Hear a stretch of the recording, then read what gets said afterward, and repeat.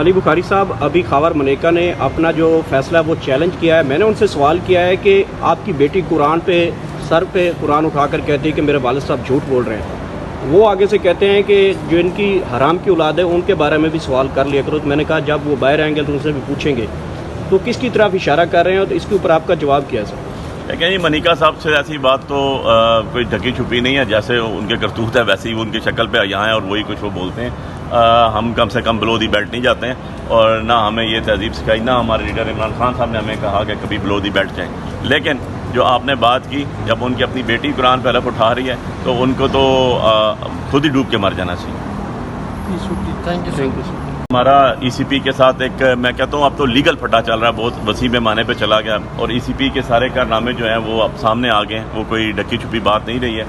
और जिस तरह पार्लियामेंट, जो सो कॉल्ड पार्लियामेंट है जिसमें ये फॉर्म 47 वाले लोग बैठे हुए हैं, उनका करैक्टर, उनका बिहेवियर भी आपके सामने आ चुका है कि जब भी उनको कोई कहता है कि फॉर्म 45 ले आओ तो हिले बहाने करते हैं। और कोर्ट ऑर्डर्स, ट्रिब्यूनल ऑर्डर्स के बावजूद आज तक जो है वो फॉर्म 45 अपने जमा नहीं करा सके। जो उन्होंने जमा भी कराए वो उन्होंने आरओ ऑफिस से लाए और टेस्ट करके जमा करा दिए। तो ये सारी चीज़ें अंडर क्वेश्चन है, अंडर कंसिडरेशन है। और इसके अंदर ये हुआ कि आपने देखा कि ऑर्डिनेंस आया था जिसमें रिटायर्ड जजेस को ट्रिब्यूनल बनाने की बात की गई थी, वो हमने चैलेंज किया।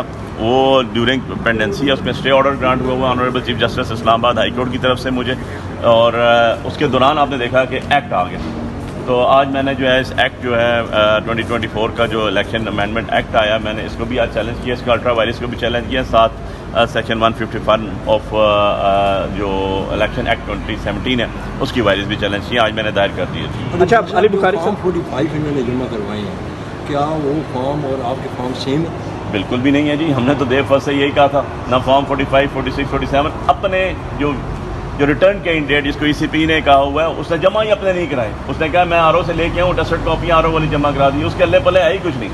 घर बैठे नोटिफिकेशन मिल गया और जाके वहाँ सामने ऐवान में झूठे हलफ कुरान उठा के बैठे हुए हैं। उनके पास तो फॉर्म ही कोई नहीं है। जो फॉर्म जमा कराए मैंने सारी टेस्टेड कॉपी ले ली है वहाँ से, इस्लामाबाद हाई कोर्ट के ट्रिब्यूनल के हुक्म के मुताबिक सारी की सारी हमने टैली की हैं। और जो आरओ ने जमा कराई हैं, जो ईसीपी ने जमा कराई हैं, वही जो ईसीपी ने अपलोड की वही आरओ की निकाल के उन्होंने टेस्टेड कॉपियाँ जमा करा दी। इनको तो ओरिजिनल जमा कराया उन्होंने क्या हुआ था फॉर्म 45, जो आज तक जमा नहीं कराए। कोर्ट ऑर्डर ही कंप्लाइंस नहीं कर सके, ना फॉर्म 45, ना 46, ना 47। और ज़रूरी बात, ईएमएस सिस्टम ना ईसीपी ने जमा कराया ना आरओ ने जमा कराया।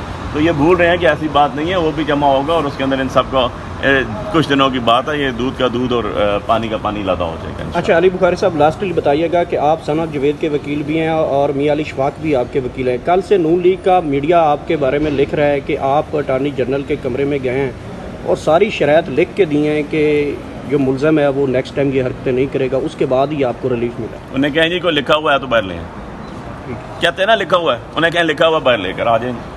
और झूठ के पाँव नहीं होते, ना हाथ होते हैं, ना मुंह होता है, ना सर होता है। झूठ के बारे में एक ही चीज़ होती है कि झूठ। तो ये तो झूठ की पैदावार है। मैंने कहा यार जो झूठे हलफ, झूठे कुरान उठा सकते हैं उनसे आप क्या चीज़ वाहिद है? वो अल्लाह रसूल के नाम झूठे उठा लेते हैं, उनके बारे में क्या है? उनको तो अब मैं इससे आगे बात नहीं करता हूँ। उनको तो कुछ और भी कह दें तो वो झूठे वो भी कर लेंगे, लेकिन उन्हें कहीं ले आए जी। आपको अगर आपका रिटर्न है कोई उठा के ले आए। और लंगोटियाँ घसीट रहे हैं और जो है जो माल और गनीमत उनको मिल रहा है लूट रहे हैं, और क्या उनके पास ऐसी कोई बात भी नहीं है। और ना पार्टियों पे जो पीटीआई है वो दुनिया की 10 बड़ी तरीन पार्टियों में से है। अली बुखारी करोड़ से ज़्यादा उसने वोट उठाई हुई है। इनकी क्या औकात है? ये तो खुद फॉर्म 47 की पैदावार है। आज फॉर्म 45 मांगता है जज, तो इनके सब के तैनाती को कैसे देखते हैं? डाक जजेस की तैनाती की वजह से सुप्रीम कोर्ट में इजलास हो रहा है। देखो यार, डाक जजेस के हद तक ना जो मेरा अपना लीगल व्यू है बड़ा क्लियर है। आप अगर आर्टिकल 187 को गो थ्रू करें और उसकी इंटरप्रिटेशन करें तो डॉग जजेस की गुंजाइश वहाँ पर बनती है जहाँ पर कोरम पूरा ना हो।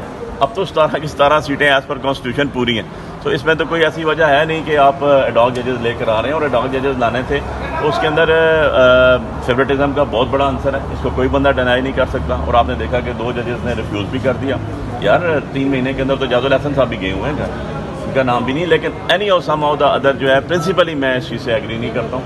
और जब आपके 17 के 17 जजेस पूरे हैं, कोरम पूरा है, तो एडहॉक जजेस की कोई गुंजाइश नहीं बनती। अच्छा, जजेस कम होते ना, आपका पूरे नहीं हो रहे होते।